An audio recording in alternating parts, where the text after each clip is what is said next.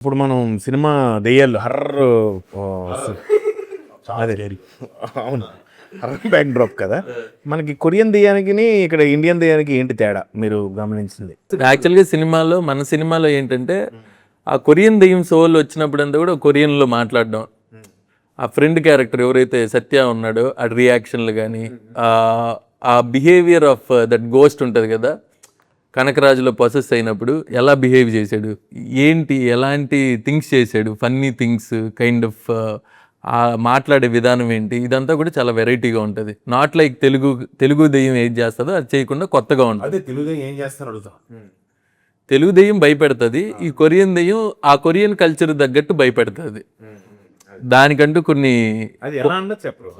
నిమ్మకాయలు పసుపు ఆ బాలిక ఆ టైప్ సెటప్ కాశ్మీరాలు మరి దెయ్యాలు కూడా డిఫరెంట్ కదా. ఓ స్త్రీ రేపురా ఈ సెటప్ లాగా.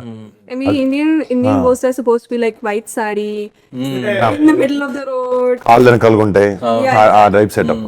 బట్ వాళ్ళది ఎక్కువ గోస్ట్ కన్నా నేను ఎగ్జాస్టమ్ దాని మీద చూసాను చాలా.